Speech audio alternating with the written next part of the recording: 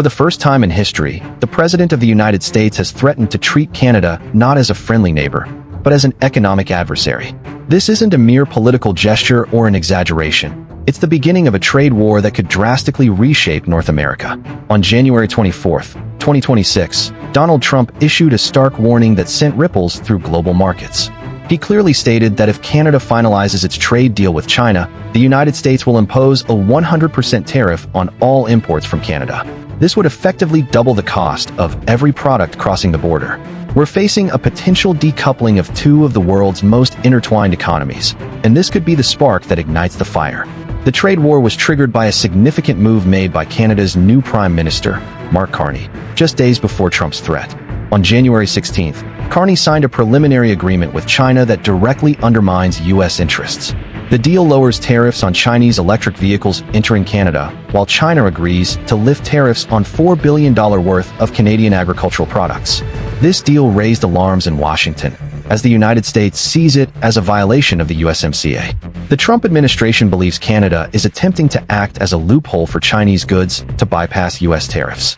They fear that China could send parts to Canada, assemble them into cars, and then ship them to the U.S. as Canadian-made products, undermining the tariffs the U.S. has implemented to protect its manufacturing sector.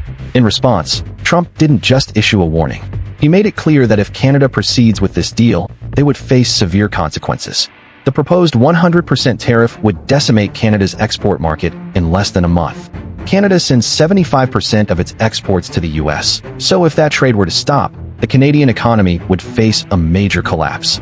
Factories in Ontario and Quebec would be forced to shut down almost immediately. But the damage wouldn't stop there. The U.S. would also experience a massive supply chain shock. The auto industry, in particular, depends on parts crossing the U.S.-Canada border multiple times before a car is completed. A 100% tariff on these parts would send the cost of building vehicles through the roof. Right now, we're already seeing signs of this disruption at border crossings, with trucks waiting for days instead of hours as customs agents increase inspections. The conflict has escalated further. On January 29th, Trump opened a new front by targeting Canada's aerospace industry.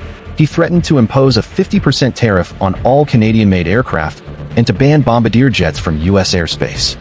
This was a response to Canada's refusal to certify the Gulfstream jets made in the U.S. for sale in Canada. The U.S. claims that Canada is blocking American products to protect its own manufacturers. For Bombardier, being locked out of the U.S. market would be catastrophic. With 66% of its sales coming from the U.S., there's no other market that can absorb that volume. But this also risks American jobs, as Bombardier has significant manufacturing operations in Kansas and Texas. In a way, it's a mutual destruction scenario, where both countries would burn their industries to hurt the other. The tension isn't limited to automobiles or aircraft.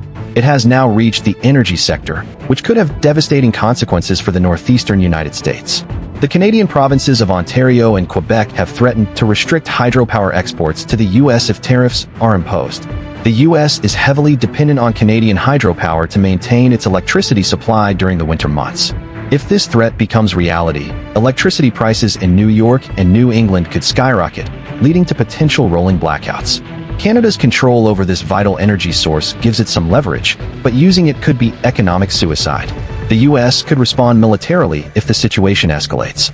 National Guard units and surveillance drones are already being deployed along the northern border, a clear sign that the U.S. sees Canada as a growing security threat. Financial markets have reacted swiftly, with Canadian assets being sold off at an alarming rate.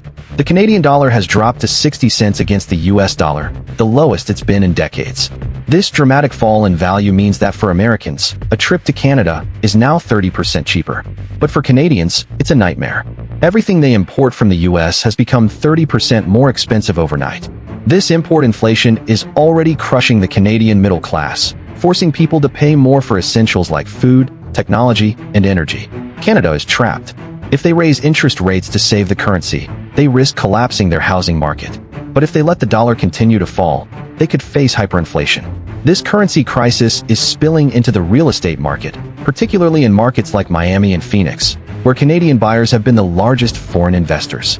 As the Canadian dollar collapses, these buyers are being forced to sell their properties to repatriate their cash. This could trigger a localized housing crisis in these areas, hurting American homeowners in the process. The financial contagion is spreading across every sector of the economy. The Great Lakes region, once a unified economic zone, is now being torn apart by trade barriers. Politicians on both sides of the border are desperately trying to de-escalate the situation, but the political pressure is only driving both countries further into conflict.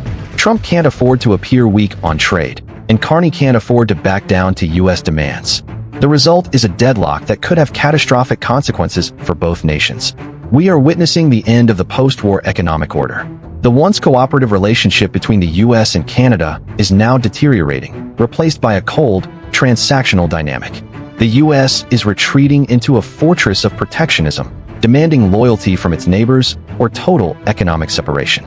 Canada, meanwhile, is trying to pivot toward Europe and Asia, but it's not as simple as just changing direction. The economic pressure from the U.S. is too great. The Canadian economy is already contracting, with a 1.6% drop in GDP this quarter, and things are only going to get worse. For Americans, the tariffs on raw materials like lumber, aluminum, and steel will drive up prices. The cost of building a new home has already increased by $15,000 due to these threats.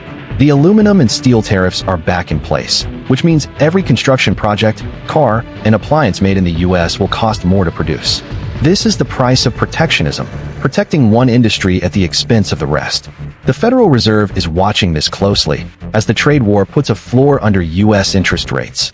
Mortgage rates will remain high, and the hopes for a soft landing are being dashed by the reality of this escalating trade conflict. The era of seamless trade is over, and investors need to position their portfolios accordingly. It's no longer safe to assume that Canada is a stable and reliable trading partner. Canada's political leadership is doubling down on its strategy, hoping that ties with Europe and Asia will make up for the loss of the U.S. market. But geography is unforgiving, and no matter how hard they try, they can't replace the volume of trade they have with the U.S. The Canadian business elite is starting to voice concerns over the dangers of this pivot to China, and many are trying to secure exemptions from the looming tariffs. But Trump's administration is unyielding, demanding full alignment or full separation. The situation is far from over, and the economic fallout is just beginning. As the U.S. and Canada continue to clash, investors must understand the long-term implications. The shift in North American relations will create winners and losers. Those who can adapt to this new economic reality will come out on top. But for those who are caught in the middle, the future is uncertain.